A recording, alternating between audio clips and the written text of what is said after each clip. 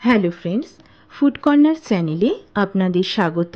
চলে এসেছি আবার একটা নতুন রেসিপি নিয়ে। আজ আমি আপনাদের বানিয়ে দেখাবো কেশর ফিরনি।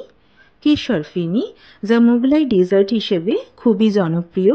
সাধারণত বিরিয়ানি খাবার পর ডেজার্ট হিসেবে ফিরনি খাওয়ার প্রচলন খুবই প্রচলিত।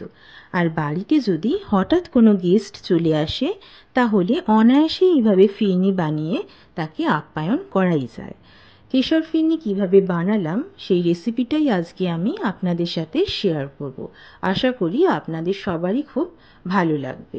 তাহলে আসুন দেখে নেওয়া যাক কীভাবে এই রেসিপিটা আমি বানালাম। কেশর ফিরনি বানানোর জন্য যে যে উপকরণগুলো নিয়েছি সেগুলো হলো গোবিন্দভোগ চাল। এখানে 200 গ্রাম গোবিন্দভোগ চাল নিয়েছি। চাল ভালোভাবে জল দিয়ে 3 থেকে 4 বার ধুয়ে নিয়েছি এবং শেষবারে জল দিয়ে আমি চালটা আধ ঘন্টা মতন ভিজিয়ে রাখবো। আধ ঘন্টা হয়ে গিয়েছে, জলটা ঝরিয়ে নেব। দেখুন চালগুলো বেশ ঝুরঝুরো হয়েছে। এবারে একটু হালকাভাবে খুলে রেখে দেব যাতে চালটা একেবারে শুকনো হয়ে যায়। একটা মিক্সির মধ্যে চালটা আমি পেস্ট করে নেব। চাল পেস্ট হয়ে গিয়েছে, একটা বোলের মধ্যে ঢেলে নেব। চাল খুব বেশি মিহি করে পেস্ট করব না, একটু দানা দানা রাখবো, তাতে কিন্তু ফিরনি খেতে ভালো লাগে।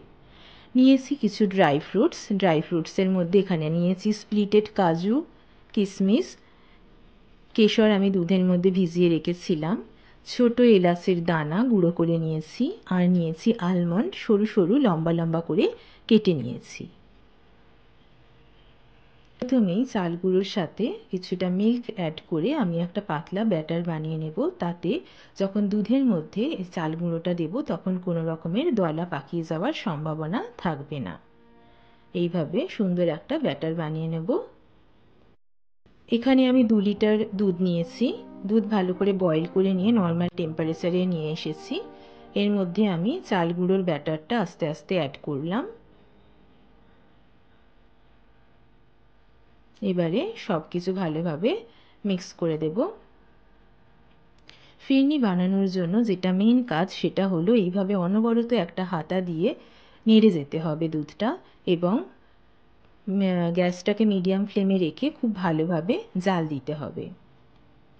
অনবরত নাড়তে হবে একটু ধৈর্য নিয়ে, যাতে নিচে কোনো রকমভাবে চালটা লেগে না যায়। সেই জন্য কন্টিনিউয়াসলি হাতাটা দিয়ে এইভাবে নাড়তে হবে। এবারে গরম মশলার গুঁড়োটা আমি ওপর থেকে দিয়ে দিলাম, দিয়ে সব কিছু ভালোভাবে মিক্স করে নেব।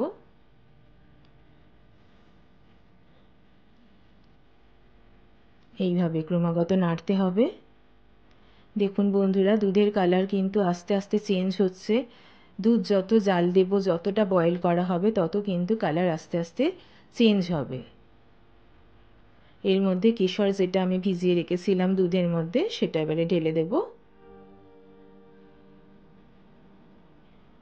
সব কিছু মিক্স করে নেব। কেশর ঢালার সঙ্গে সঙ্গে দুধের কালার কিন্তু চেঞ্জ হয়ে গিয়েছে, এবং এইভাবে আরও একটু জাল দিলে দুধের কালারটা আরও চেঞ্জ হতে থাকবে।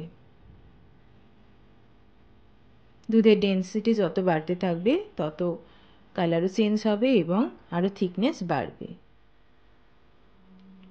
দেখুন অনেকটা ঠিক হয়ে এসেছে। এবারে স্প্লিটেড কাজুগুলো দিয়ে দেব এবং কিশমিশগুলোও দিয়ে দেব। দিয়ে সব কিছু ভালোভাবে মিক্স করে নেব।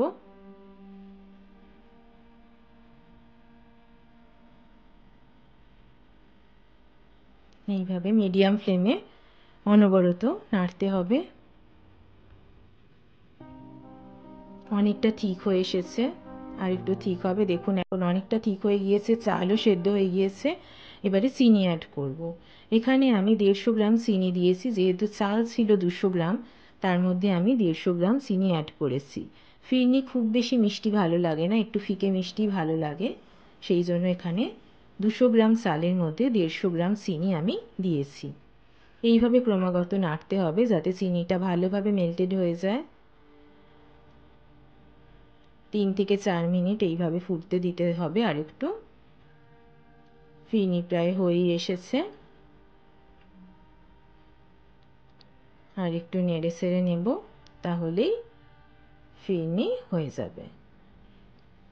এবার রেডি হয়ে গিয়েছে ফিরনি একেবারে, এবং মাটির পাত্রের মধ্যে ঢেলে নেব।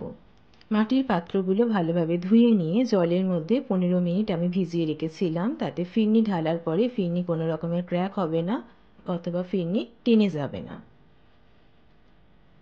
এইভাবে সবগুলো প্লেটে ঢেলে নেব ফিরনি।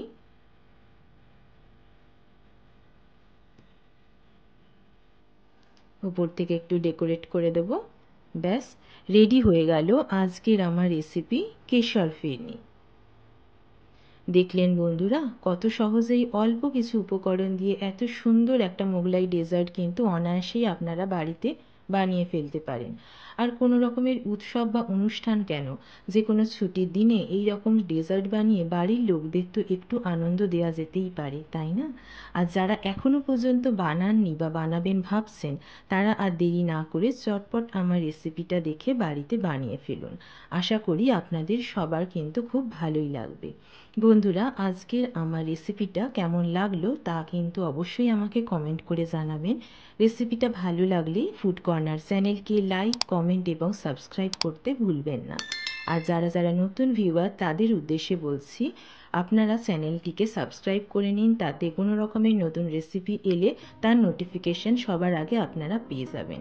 চলে আসবো আবার একটা নতুন রেসিপি নিয়ে। ভালো থাকবেন, সুস্থ থাকবেন, ধন্যবাদ।